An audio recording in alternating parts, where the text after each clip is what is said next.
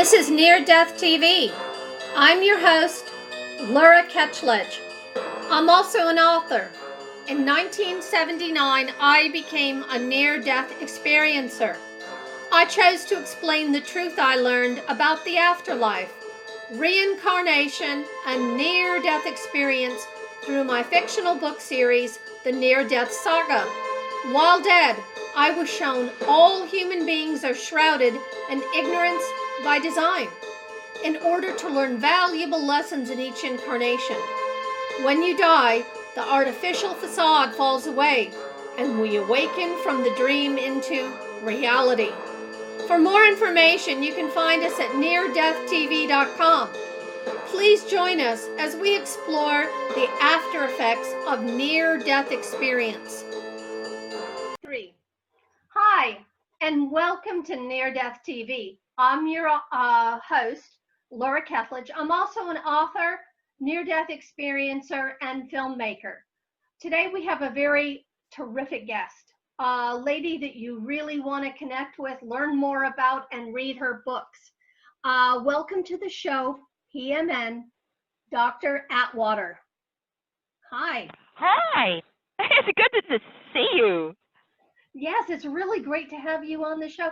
Dr. Atwater, you know what I want to do today? I want to tell the listener your journey. And, you know, the best way to do that is to start back at the beginning, before the internet, before all of these best-selling books, before all the awareness, public awareness about near-death experience. Can you take us back to your very first near-death experience? Tell us what happened. Well, my dear, I was born in Twin Falls, Idaho. I died in Boise, Idaho. that kind of introduces it. I died 3 times in 3 months in 1977, twice in January, once in March.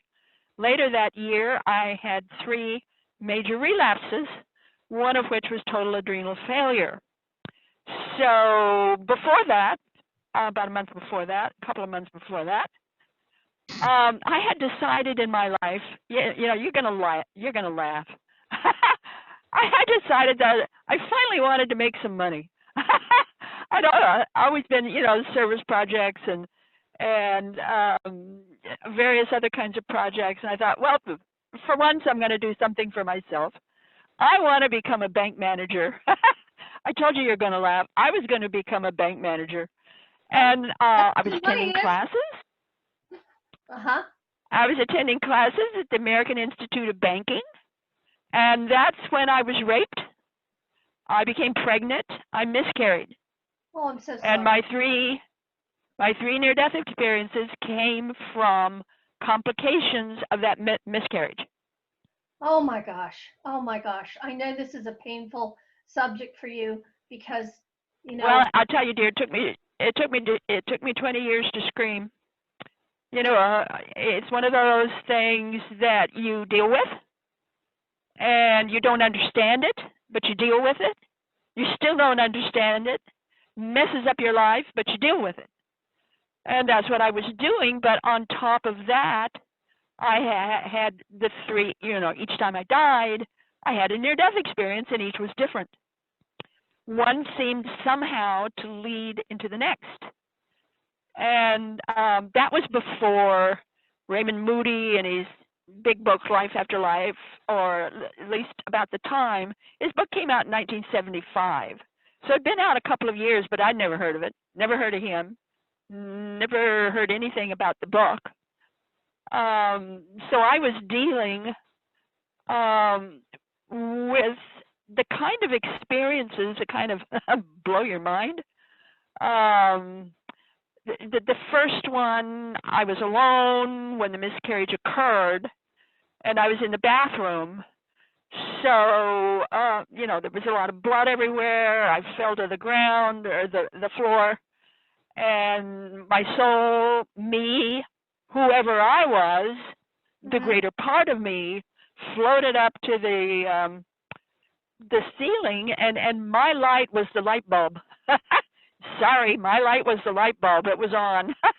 I I kept floating into that light bulb and banging against the light bulb, like sort of like a moth driven to a flame.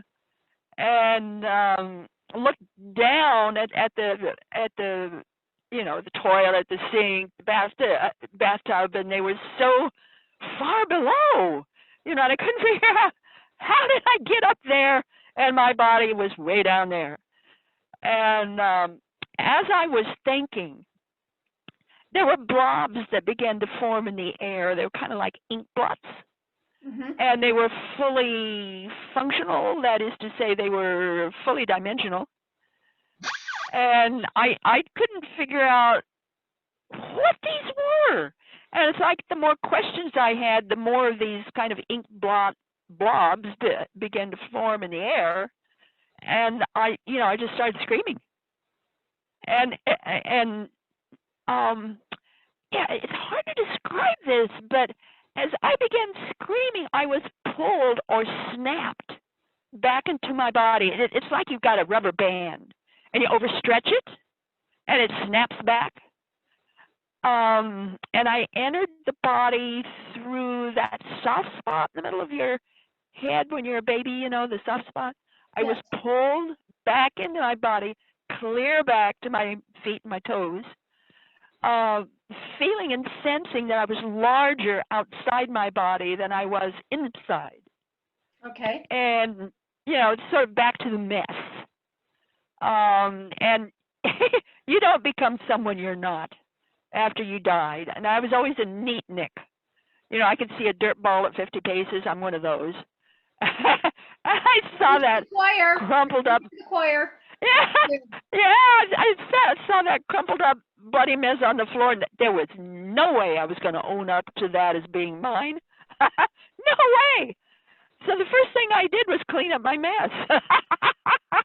Yep, that's the first thing I did. And went back to bed, this time grabbing every pillow I could find, because my sense was I better, raise my legs as high as I can get and go back to bed. So I did. The next morning, my oldest daughter, I have 3 children. The boy was gone, but my oldest daughter, youngest daughter, was still at home. And her name was Natalie. Natalie came and did the best she could to wake me up, and that was January 2nd, 1977. I said, should I call in work? She said, should I call in work? You must be sick. So she did. And I remained in the bed. And after a while, it sort of got through to my head that I better do something about this. Maybe I better see a doctor. So I don't know how I got dressed and got in my car. I have no idea. You were in but shock. I did. You must have been in I shock. guess. Yeah. And I drove like maybe 5-6 blocks to the doctor, because it wasn't that far away. Our family doctor wasn't that far away. And walked in the door, and the head nurse was there, and she looked at me and she screamed. She said, "You look like you're dead." Well, all things to say. So she got me right in to see the doctor right away. Mm-hmm. And do you know, he laughed at me. He laughed and he laughed and he laughed, because he said all of this to go through getting sex for one night. I mean, I'm sorry. I mean, can you imagine that? I'm sorry, And Dr. then, Atwater. You survived a violent attack where you could have ended, lost your life, and he mocked you. And the doctor's laughing at me. What a sick man. What a sick And he gave me a shot in my right thigh area, right side vein area. And he had my file there. And he knew I couldn't take that shot, but gave it to me anyway. Oh my gosh. I drove back home, took me an equal amount of time to get home. The minute I walked in the door, the bleeding stopped and the pain began. Oh my. So I made it to my bed, and we could go on and on and on about these different episodes of Just share what you're dying comfortable with while out of body. I don't know how to describe this to you except to say that in the second one, I was in so much pain that if I'd have had a knife, I'd have cut my leg off. There was this huge, thing growing out of my right thigh vein. I called it a volcano. It was red and bubbly. But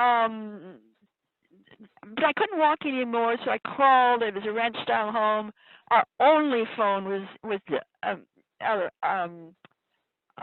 wall phone in the kitchen. So I crawled. I made it as far as the dining room, and that was it. I died again, and this time back up to the light bulb. Only the light bulb was not, the light fixture. Well, this time the light fixture was not on.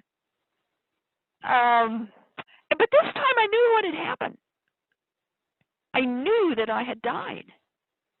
And I remember just looking at the body below and finally going down to the body, drifting down to the body to look to see, was the heart moving, any air coming out of the nose, and any pulse beat, anything. And when I was satisfied that the body was really, really, really gone, it's like you're getting out of jail. I was so happy. I was so happy to be rid of that heavy, cumbersome body that I was in bliss. I knew where I was. I was in another world, and I was glad to be here, and I was glad to be through with that body. And then I wound up in a world. I can't call it heaven, like other near-death experiences do. Okay. It was a black world, all black, yet there was no color, there was no movement, there was no sound, nothing was there, yet the presence of everything was there. It's like all sound was there, all color, all beings, anything you can imagine was there, but the place, it was vacant. I mean, there was nothing there at all. The only thing that was there was what I call the presence of shimmer. If you've ever worked at all with Jell-O, and you tried to make a Jell-O mold, and you take your finger and you're trying to take the Jell-O out of the Jell-O mold, and you've just done it. It's on the plate, and you take your finger and you're about to touch the Jell-O, but you haven't touched it yet. And there's that presence of movement. I call it shimmer. That's what it felt like. Oh my God. And I called it the void. I called it the void. It's like the whole universe and everything in it was pregnant with anything and everything. Anything and everything was there, but there was nothing there. And it was the most incredible experience. And then I went on to see loved ones who died and got on before me. Jesus came, and it was not a sense of wanting to bow down and worship him. No, this is my elder brother. All of us. This is all of our elder brother. This is our elder brother. And I went up to him and laughed, and we talked, and we laughed, and we hugged. It was so wonderful. And then I went through a past life review and all these other kinds of things, and all kinds of complications afterward, and had another near-death experience. Come to find out, this doctor of mine was later on sued by a number of other patients for malpractice. Not surprised. So he got caught.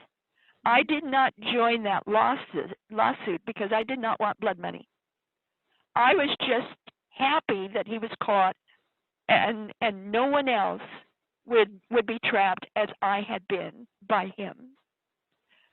But I went through a lot of incredible after effects.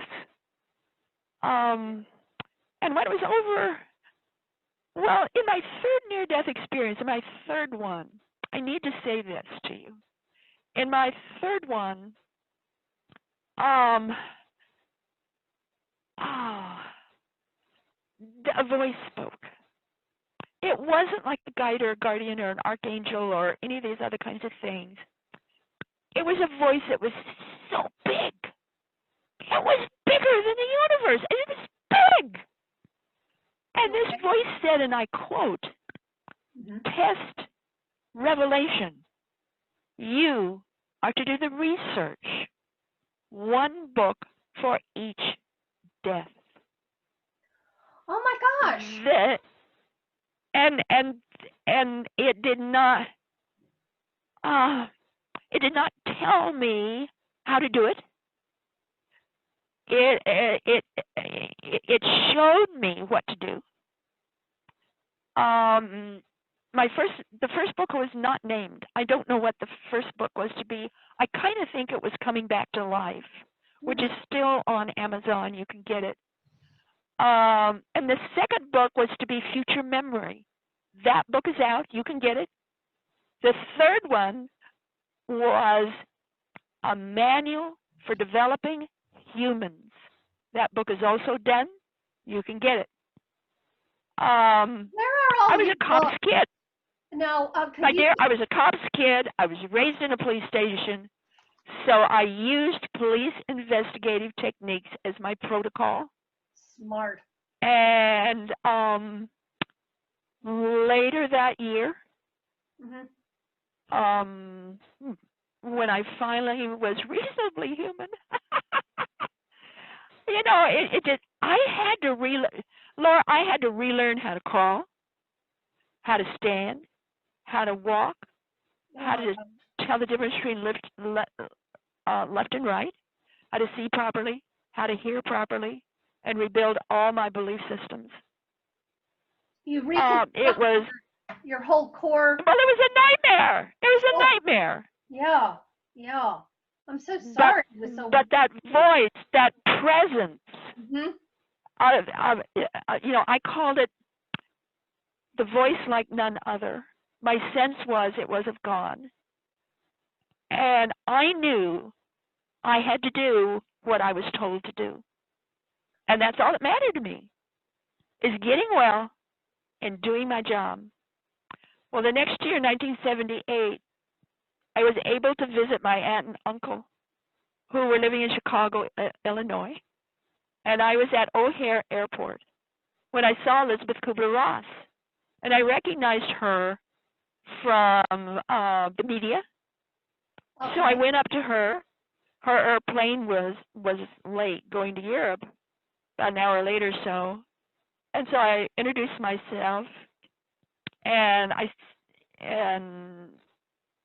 said I'd like to talk to her. So we did. We found a bench, just the two of us. We were sitting on it like a couple of little schoolgirls. And I telling her all that I went through. And she said I was a near-death survivor. She did not use the term experiencer. She said I was a near-death survivor. She's the one who told me about the pattern of the near-death experience. She never mentioned Raymond Moody, never mentioned his book. And so when I came back to Boise, Idaho, I was working there at a bank. I had another episode, not a near-death experience, but one of these, the heavens open up for you. And it was if I was living the future before it occurred. Immediately, I was living the next year, the year to come. I was living it fully, sensorially, completely in detail at my office.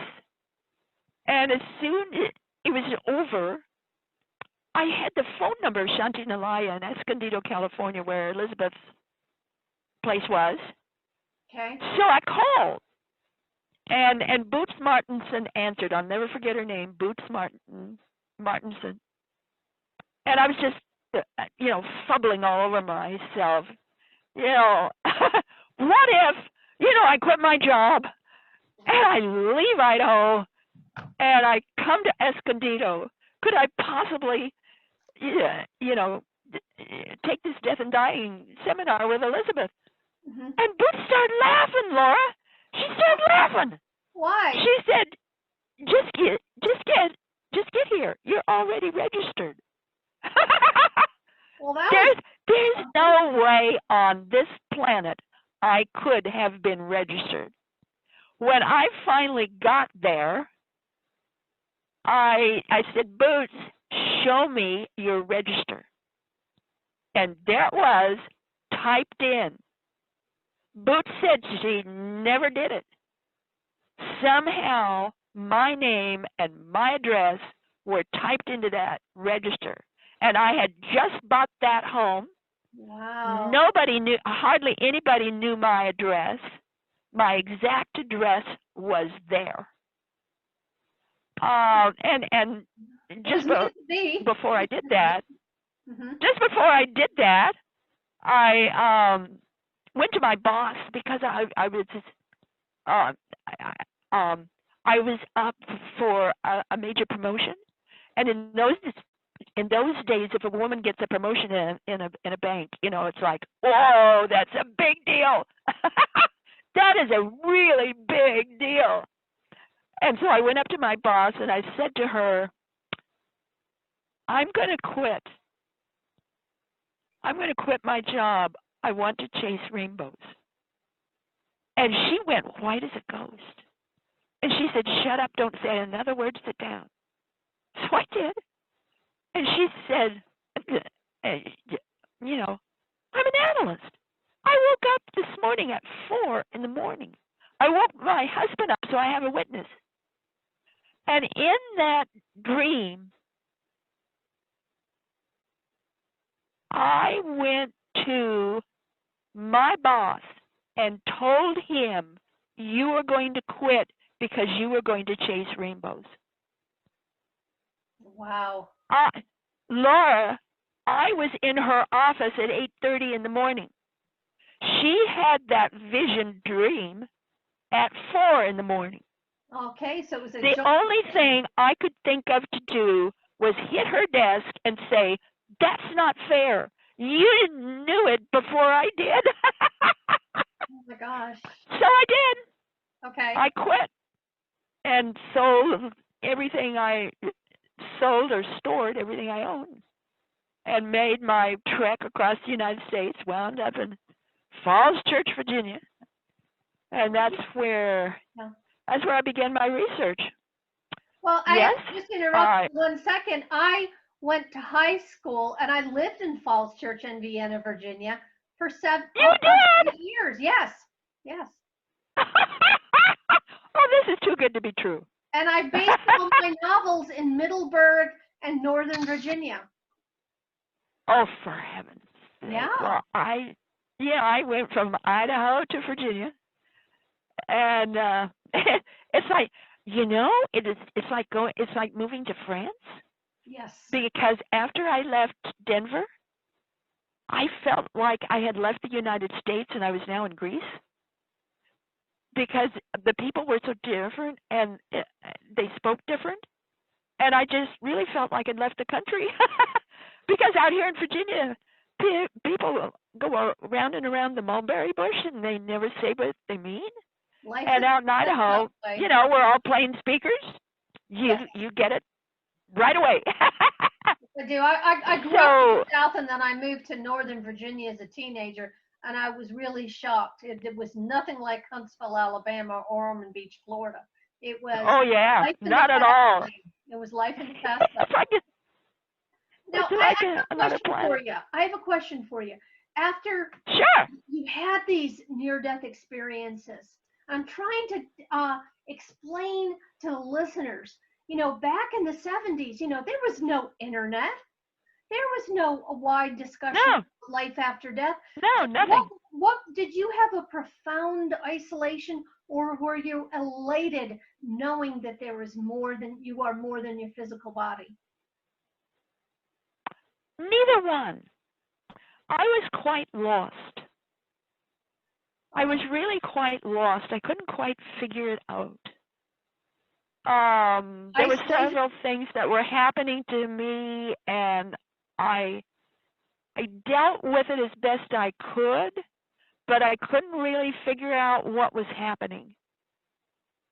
For instance, one of the things that happened in my after effects was I could hear a person's thoughts at the same decimal and at the same sound that I could hear their words.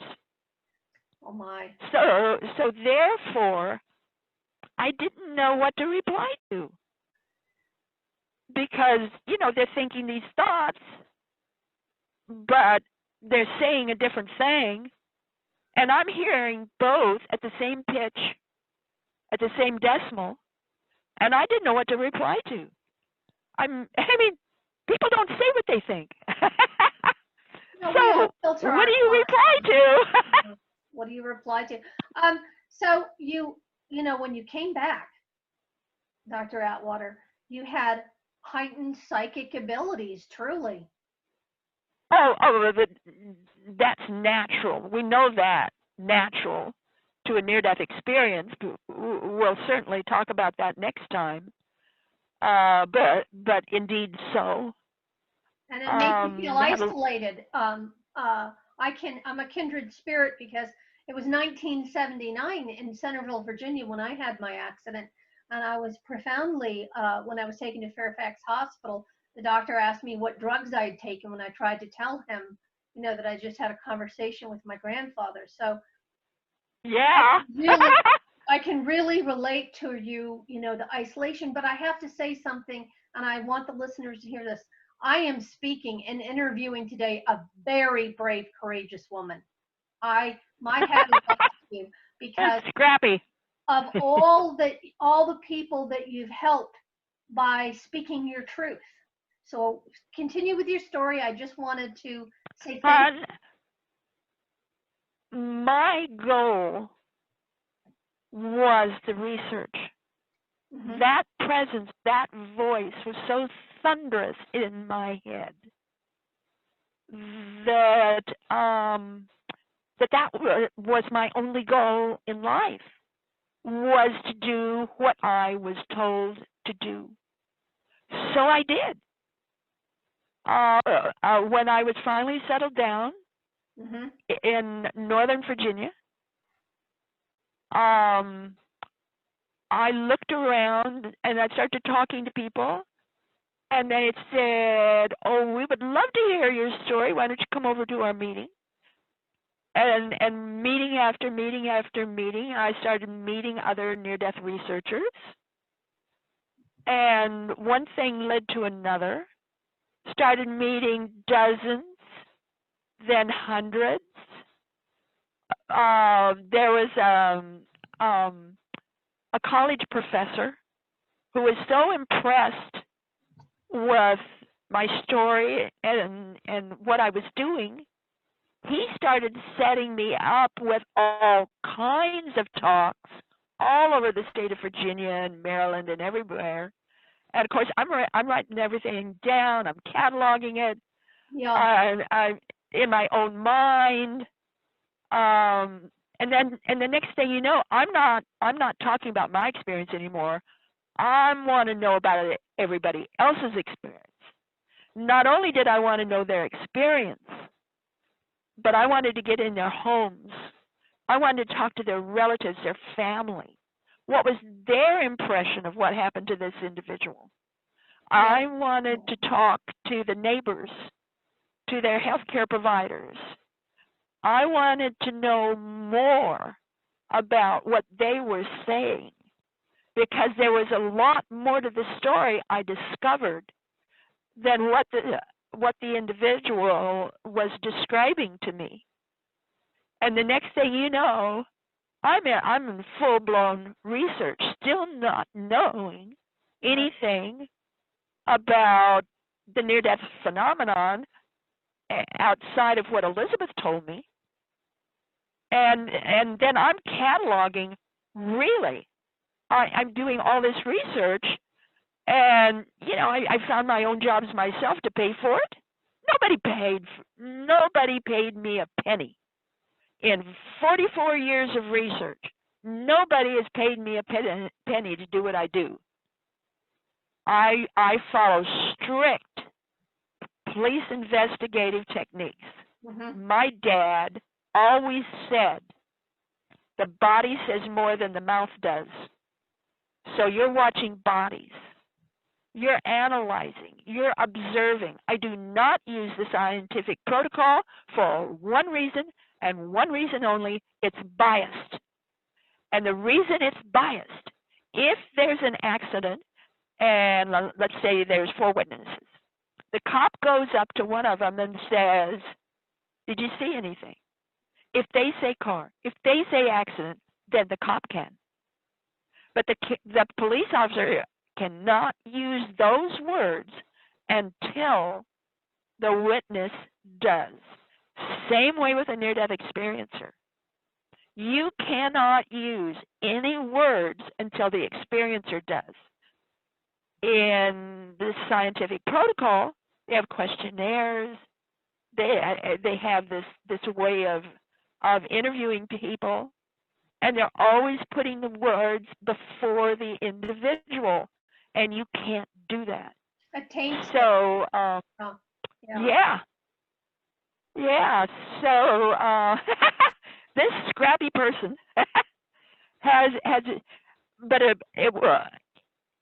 the next year, the following year, Kenneth Ring, who's a very famous near-death researcher, found out that I was doing what I was doing. And he tracked me down by telephone. And he said, can I come over and meet you? He said, I want to know more of what you're doing.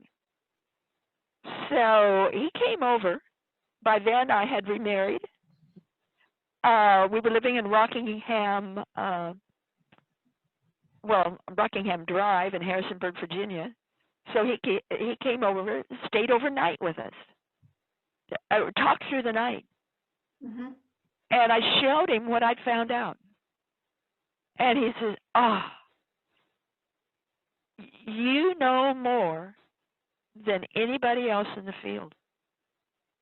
You're ahead of us.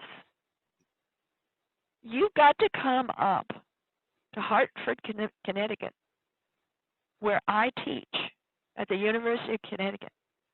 And you've got to go through all the files of the International Association of Near-Death Studies. They just started, but they've been going for a number of months. He said, you got to come up. So I did. I went up there. I went through all of their files. I went through everything they did, and formed a questionnaire just for fun to compare their answers with my answers, their people with my people. Okay. And I found out, much to my surprise, that there is no near-death experiencer, none, who knows how much they have changed for at least 3 years afterward. And they all talk about love, love, love, love, love, love. They don't understand unconditional love at all.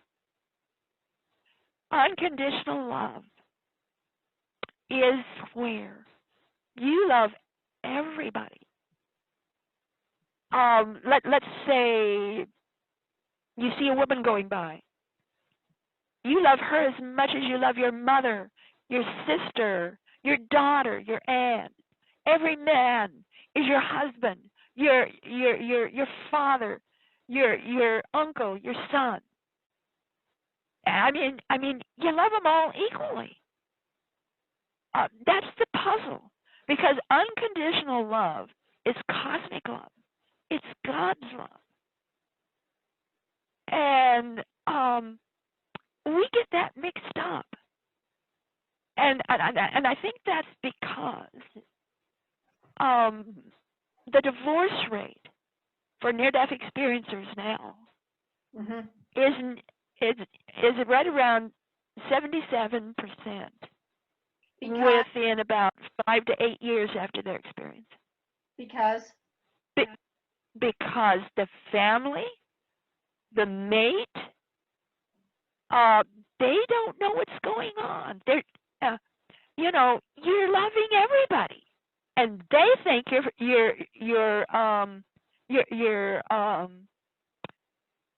flirting.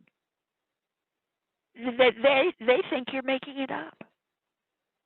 They don't understand where you're coming from. And you don't understand why they don't understand. You love everybody. It's very innocent. It's like you're a kid again. And they it's a real effrontery to the mate or the family or those people that are close to you. It's like my oldest daughter. You get a kick out of this. My oldest daughter, her name is Natalie. She came to me in the kitchen, put her hands on her hips, really serious. She said, "Well, you're friendlier now than you used to be, and I like talking to you, but you're not Mom, and I want Mom back." Oh, my God.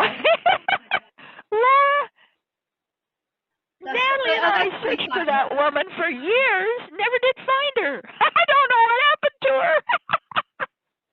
I think you're a nicer person than me. It didn't make me that nice afterwards. Well, that was her opinion. But I never did find that woman. I don't know what happened to her. You changed. But this is what I've been doing, dear, for 44 years. God bless you. I've been doing what I was told to do. And you seem to have found joy in it and joy in the process. I've enjoyed it. I've been, I won't say I've been terrified with it. I will say I've been mystified by it. How do I explain this? Because I'm working jobs to pay for what I'm doing. And I knew how to handle anger. Anger didn't bother me at all. Didn't matter where I was. Didn't bother me at all. So I was working this construction site. I was working for telephone systems analyst. And I didn't know anything about telephone systems, but I suddenly knew everything about it.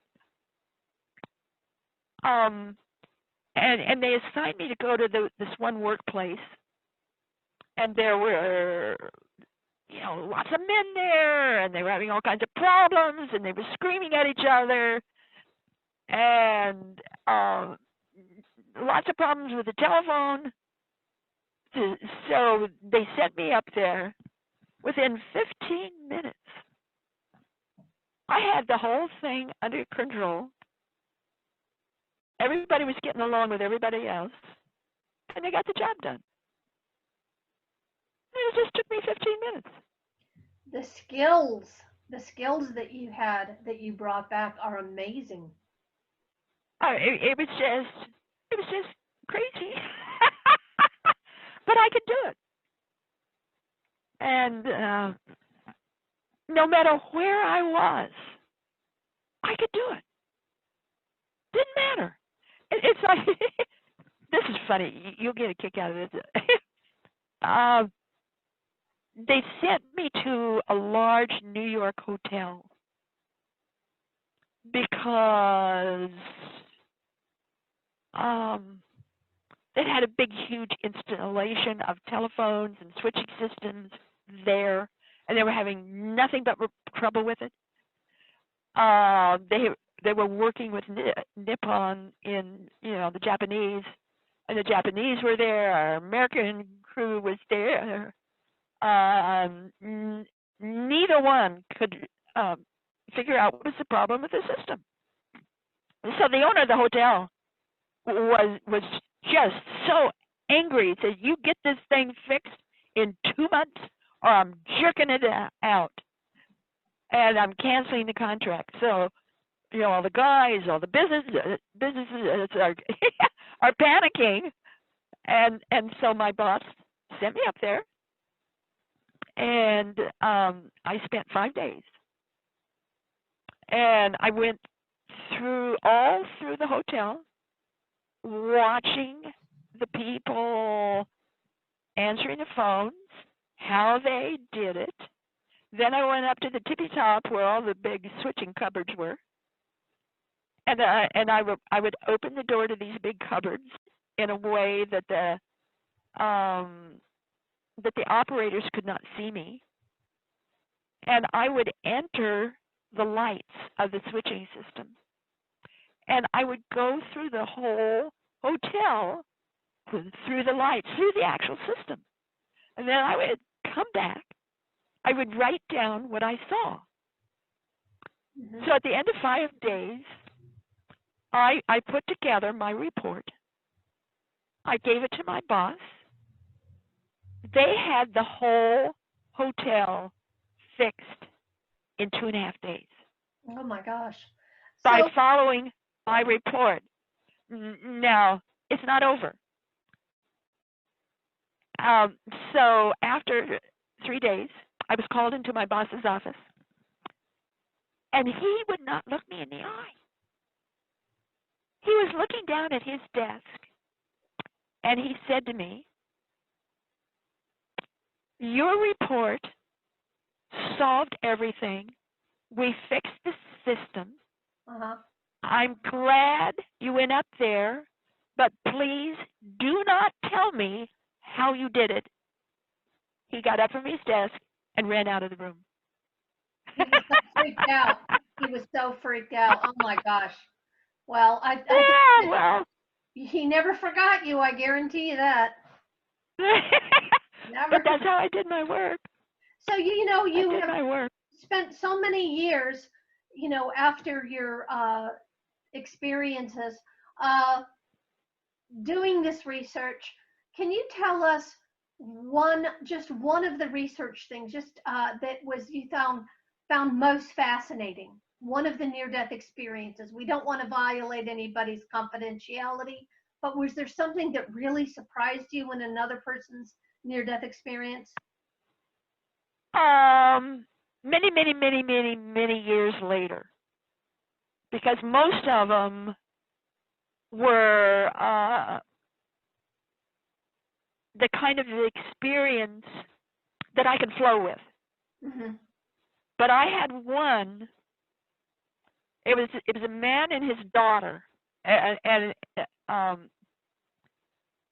was the man's experience, but the daughter was there to confirm it. Okay. And he would not let me write it down. He would not tell me his name. He says, "I'm going to tell you what happened, but I'm not going to let you write it down."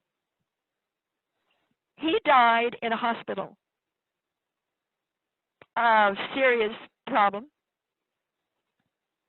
And he died on the operating table. As he was coming out of his body, he saw his son several states away, driving on a motorcycle on a highway. and he was about to be hit by a diesel. Oh. He saw that. He went over there, caught his son in the air, lowered his son safely to the ground, and then went back to the hospital. Oh my gosh. He lived, his son lived. I did not talk to the son, but I talked to the daughter. The son talked to the daughter. So did the dad. She said, I can prove to you, I know this actually happened because my brother gave me all the details. He called me as soon as he could afterward and found out about his dad on the operating table. How that happened, I do not know. But I know for sure that every one of us are more than we think we are.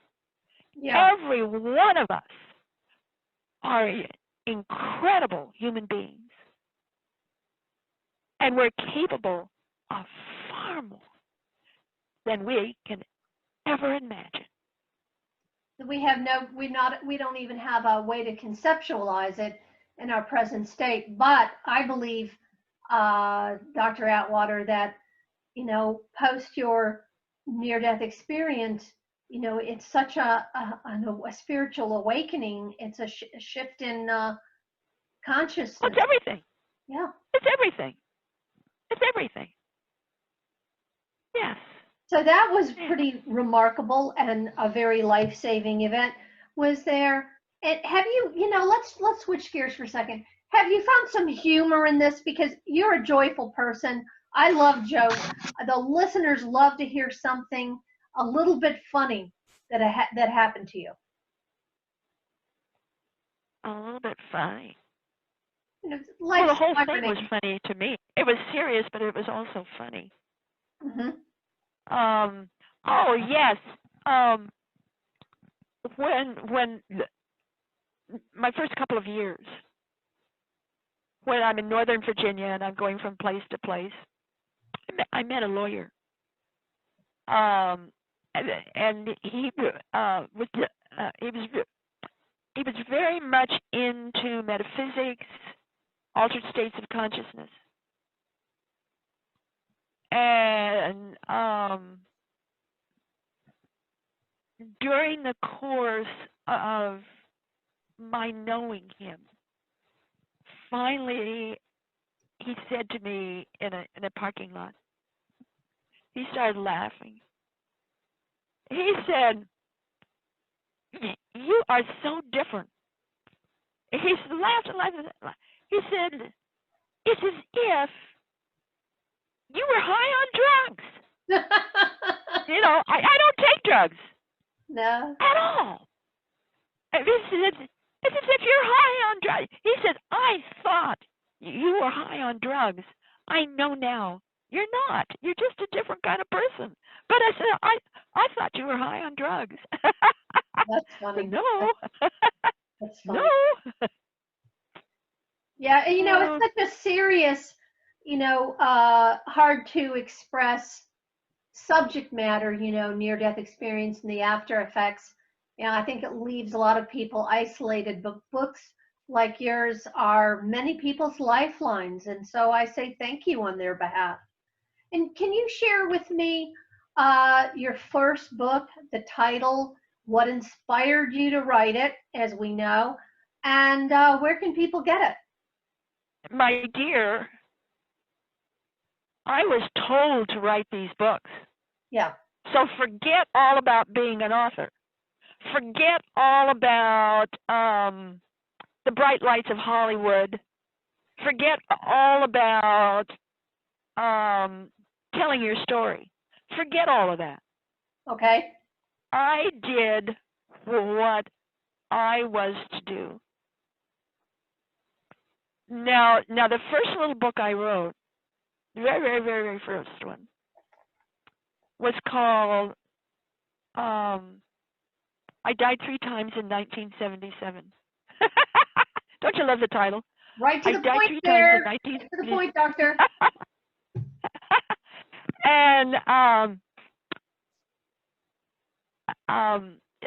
And later, it's now called I Died 3 Times in 1977, the complete story. You can get it off Amazon.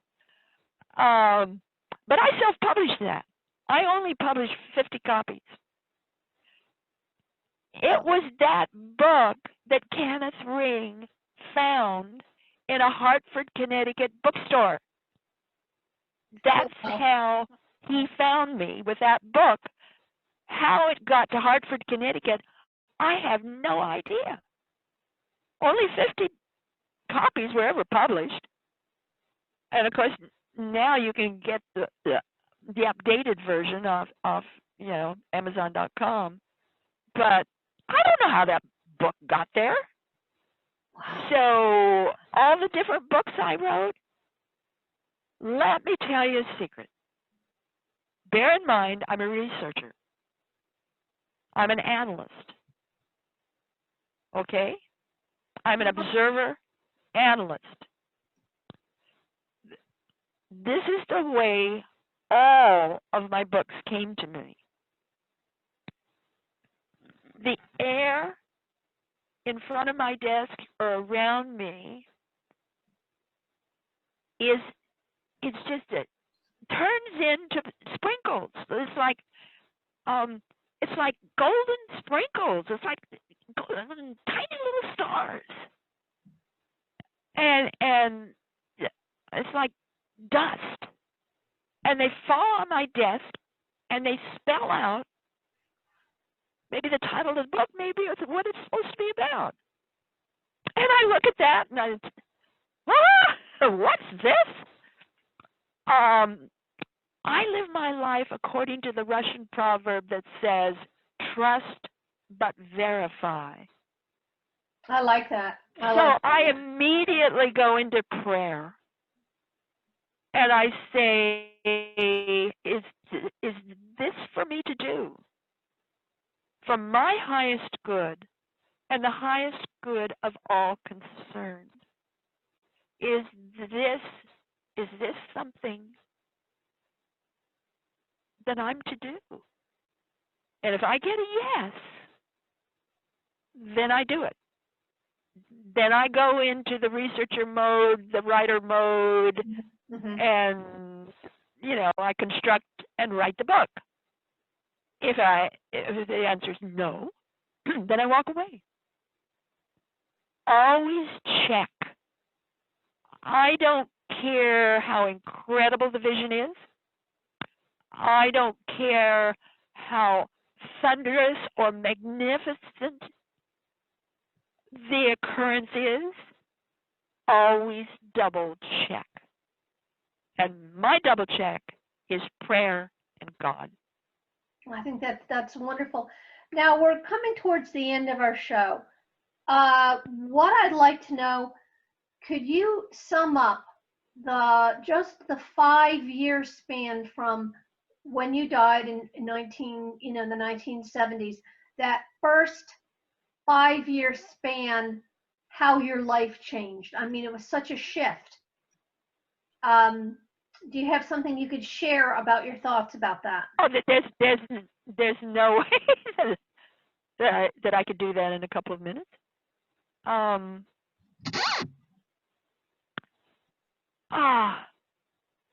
you believe you shifted into a my life is so pointed now. Mm-hmm. My life is so pointed now. It's so on point. And it is so joyful. And it is so happy that I don't know what else to say. This is my life. This is what I do. I do it because I was told to do it. Well, how many people out there and I do it because it's joyful. Lives? That's a gift. What? How many people out there, doctor, that really say, I love what I do. I love my life. Not a whole lot. So I think you're in the minority, but it's a great place to be. Well, I love my life. It's not that I love what I do, because I do what I do because I was told to do it. And I give it excellence. I give it the best that I can do. Can you tell But I love my life. I love every part of life. I love everything I see, every wall, every floor, every chair, every person, every bird, every tree, every grass. I love them all. I think you turn with a deep appreciation for the physical world, which is great. Can you tell us where people can contact you, your website, your blog, where they can buy sure. books? My website is www.PMH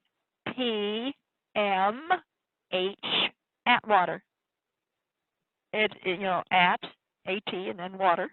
Mm-hmm. So my name is PMH. Yes, it really is. Those initials. A big P, a big M, a big H. Excuse me.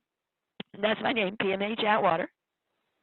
So it's, but those can be smaller letters.